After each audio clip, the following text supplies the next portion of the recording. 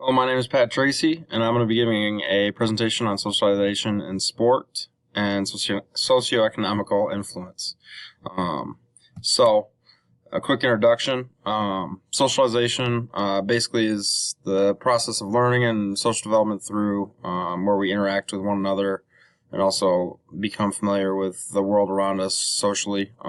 Biggest thing is how we interact as groups, and then connecting this sport, it's just the same as if we were in school or musical or art or whatever it might be. Those roles are still socialized. It just depends on the activity. Socioeconomical class or status is individual or group position with hierarchical social structure. Usually depends on occupation, education, income, wealth, place of residency, basically how much money you have, or social wealth, or whatever it might be. There's different ways of measuring someone's class or status, but biggest one usually associated with socioeconomical class is residency, occupation, and income and wealth, and education too, depending on what the person is doing.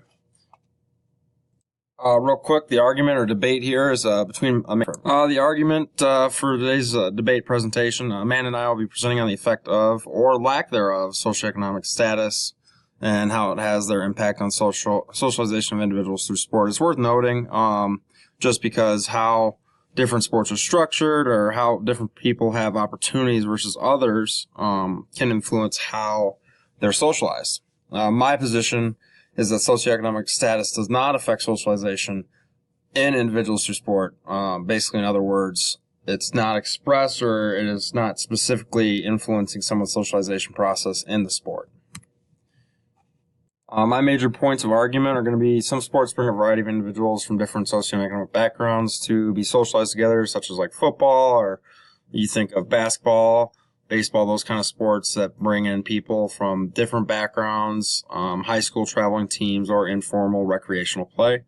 The purpose of sport has similar characteristics across many socioeconomic backgrounds and is reinforced through coaches, parents, interactions with athletes. Basically, the parents are the primary influencer on the athlete or youth participant, which means they are having more of the socialization effect, not the socioeconomic background of the community that's influencing them. And then finally, social media plays a major role with socialization of individuals in sports across all socioeconomic backgrounds. Basically, social media is now acting as like a melting pot, or everyone has the same message going towards them. So it's not a community, or definitely not locked into one person or one community. So basically, the first major point, interactions across socioeconomic classes. Sports environments interact with individuals from various backgrounds. Here I have a picture of Remember the Titans. If you have not seen the movie, it's a great movie to watch. Basically, talks about how down south, when they integrated schools, they had a football team that had to join, basically a white school and African American school had to join together, and they were very successful in the championship. But my two comparisons are going to be highly organized structural sports culture and youth sport, and then also semi-organized structured sports. Black men can't shoot, and then I will touch a study on sports identity, basically looking at how people are affected by when they lose or they can't participate in sports anymore. Basically, youth sports, athlete learning at the Youth Olympics. This was a study done on young Olympic game athletes, and just interviewed them, looking at their experiences while going to the games, social development, what they learned, how their interactions were, and basically finding stated that it was beneficial athletically and social development, cross international boundaries, multi-sport and athletes. So basically, they're learning from other cultures, other backgrounds, other socialization processes through the game. So relevance to this presentation basically is formally organized sports can provide a grounds of socialization between different classes and different backgrounds, where athletes can learn values and basically how people are similar and different at the same time. Black Men Can't Shoot, that's actually a book I read in my undergrad for a sociology class, but it's written by Scott Brooks, who spent time following a couple athletes in the inner city of Philadelphia playing basketball. And he basically talks about the informal social structure where older gentlemen or basically mentors of these athletes, would support them socially, financially, and guide them through the process of getting on a club team, getting on a travel team, and getting recognized. Relevance to this is it's very similar to organized sports and that kind of thing. The social structure happens in a more semi-organized way, but it still provides support for those individuals that want to try and be successful in basketball and past their community and that kind of thing. So sport identity athletes, basically this study looked at Notre Dame University athletes and how they ended their careers and how they felt about losing their athletic identity and how it impacted them after retirement if they had struggled moving away from sports and that kind of thing. Basically, there's two types of identities individuals have, public and private. So basically, your public image and then your private one, how you see yourself as an athlete. Basically, they stated that the public image was affected most when dealing with shortened careers, like because of injury and that kind of thing.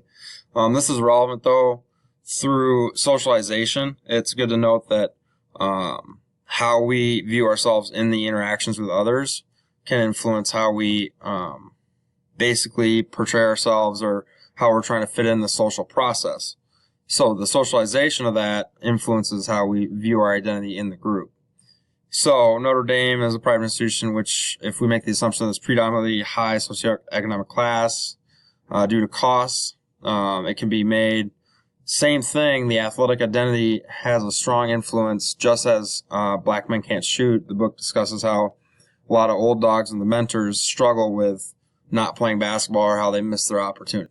Next, I'm going to talk about socialization through influential individuals, basically coaches and parents. There's a couple studies, long-term impact on sports commitment, families' involvement, basically how the parents influenced male and female intercollegiate athletes. And Primal Cues is a study from Talent Code that looked at basically how people are motivated or connections to a role model can influence their behaviors.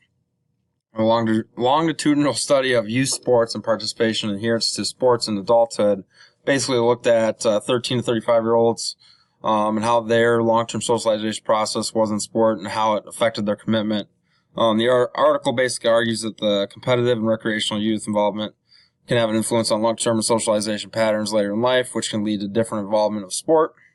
Basically, how you're socialized early on can greatly influence how you're committed later and how you're going to be a sports consumer. Now, across the board, individuals want to be a part of sports and that kind of thing. So, knowing that, a lot of youth that are socialized, it doesn't matter which way they're socialized, the commitment level and how they attach their identity to it can influence how they're going to be a part of sports. And then leading into that, parental influence and socialization is sport for male and female intercollegiate athletes. This study looked at how athletes and how their parents influenced them when they were younger. Basically, the findings showed that children who were positively reinforced early on ended up growing up and playing, participating in sports and making it a major part of their life. Not necessarily their socioeconomic background in the community influencing them. Other key findings, the father tended to be more supportive of their offsprings doing sports, meaning that it might be just one parent that might have the influence or the other. But there are other factors than the socioeconomic background that may influence an individual to participate. Primal Cues is basically a small study that's mentioned in the book Talent Code. Participants were given an unsolvable math problem after reading a small article on a mathematician. Experimental group actually had the same birthday as the participant.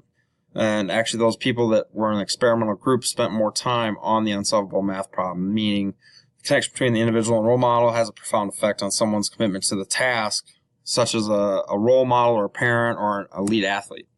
So segueing into that, impact of social media, basically the complexity of sports socialization, influence on certain sports through social media, performance and power model, and then also talking about the social media outreach basically changes the sport. But real quick, an approach to study sports socialization. This study just gives you the complexity of socialization. and talks about the sports consumer, producer, and then also the multiple influences on the youth. So family, school, peers, community, all influence the individual and interact with each other to influence someone's socialization and their involvement in the environment. So social media now, having such a wide array and influence on people, now it's going to be a larger influence for role models, and people from far away can have an impact on others, not just the community, which would be greatly influenced by the socioeconomical status. So, power and performance model. Oakley describes this in the book. If you guys did the discussion questions, it's going to be one of the first ones. Basically, speed, strength, power is the goal to achieve athletic grades, push being excellent in whatever way possible. These sports are dominant democratic societies because of the emphasis on success comes from hard work, and it reinforces the individuals in power because the assumption is that they've done hard work to get what they have. Relevance to the argument, basically social media grows, the power and performance model will grow in power because of how dominant it is right now. It's like pushing a snowball down a hill. So whoever participates in sports will actually try and follow that model, and that's going to have more of an influence than the socioeconomic background of the community and that kind of thing versus its limited reach in the socioeconomic background. It's a whole new ballgame, how social media is changing it. This basically talks about how athletes or role models are much more reachable now via social media. And the author argues that basically social media is only going to get stronger over time, which it has. This article was written in 2011, and it's 2019 now. So basically it's doubled in size and that kind of thing. So role models are having a larger impact on the youth and how they're participating in sports and socialize through sports. So inclusion through sports, having similar upbringings, and bringing individuals together for socialization and having impact through social media outlets. Socioeconomic status is not a major factor contributing to socialization of individuals in sports. It is a factor, however, with social media, all that kind of stuff growing, it's not one of the major factors as it used to be. Some discussion questions for you guys. Real quick. Through sports, have you ever met someone that came from a different socioeconomic background? What was your experience with that person? Were some of your preconceived notions confirmed, or did your viewpoint change? Second question, can you name a team or organization that has been successful without resources like some of their counterparts? Or do resources play a major role in success and longevity of an organization? Here are some of my references. And then thank you. Have a great day.